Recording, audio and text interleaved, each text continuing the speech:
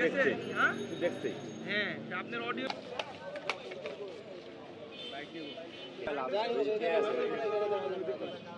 Charger তো আলাদা তার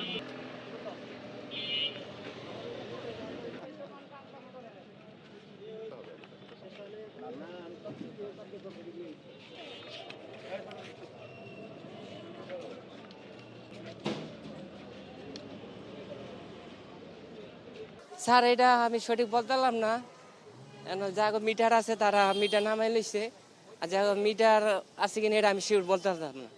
দিতাম 120 টাকা 100 টাকা 100 টাকা কয় ঘন্টা করে চার্জ দাঁড়ান, দেন?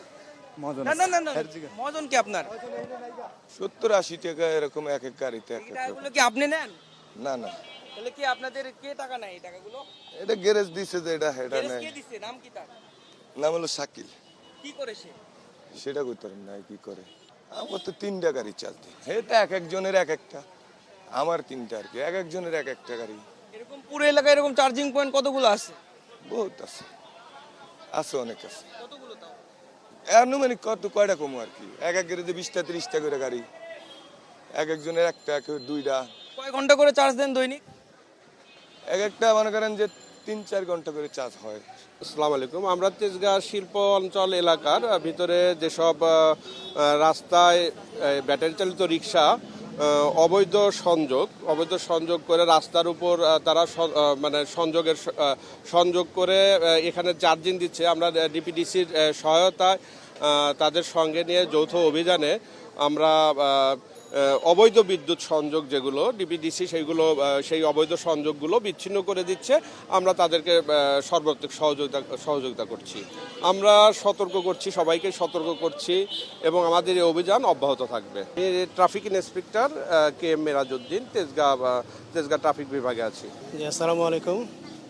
আসলে তেজগাঁ শিল্পাঞ্চল এলাকায় ফুটপাতের উপর অনেক অটোরিকশা আছে, যেগুলো হচ্ছে আমাদের এলটি লাইন থেকে ডাইরেক্ট হুকিং করে ব্যবহার করছে। এই লাইনগুলো আমরা প্রতিনিয়তই কেটে থাকি এবং গত 6 তারিখ থেকে স্পেশাল অভিযান ঊর্ধ্বতন কর্তৃপক্ষের নির্দেশেই হচ্ছে। গত রাতে হয়েছে, আজকে আরেক দিন হচ্ছে এবং এইভাবে কন্টিনিউ হবে বলে জেনে আসছি। তা আমরা পুলিশের সহায়তায় আমরা সহযোগিতা করছি যৌথ অভিযানে। এইভাবে অবৈধ সংযোগগুলো আমরা বিচ্ছিন্ন করে মানে রেগুলার আনার চেষ্টা করছি আর কি। মিটার বৈধ, কারণ তারা হচ্ছে কোনো মালিকানা জায়গা দিয়েই মিটার নিছে, কিন্তু ফুটপাতের উপর মালিকানা তো কারো নাই। সেই ক্ষেত্রে তারা ফুটপাতে কিভাবে নিয়ে আসছে এ বিষয়ে তারা বলতে পারবে আর কি। কিন্তু এই জায়গা মানে মিটারটা আমাদের সার্ভারে যাচাই করলে দেখা যাবে কোনো না কোনো হোল্ডিং থেকে নেওয়া আর কি। হ্যাঁ, সেরকম যদি হয় অবশ্যই মামলা করা হয়। আমাদের বিদ্যুৎ কোর্টে মামলা আছে। আমার নাম Mohammad Shahidul Islam, sub divisional engineer. আমরা তো আমাদের মতো চেষ্টা করতেছি, যেমন গতদিনও করা হয়েছে, আবার দেখা যাচ্ছে লাগাই নিচ্ছে, আজকে আবার কাটলাম। এখন সম্মিলিত অভিযান চলছে। এখন এই রাস্তা থেকে রিক্সাগুলো পুরোপুরি রিমুভ করা না গেলে আসলে এটা কতটুকু সম্ভব হবে, তবে আমাদের চেষ্টা অব্যাহত থাকবে আর কি।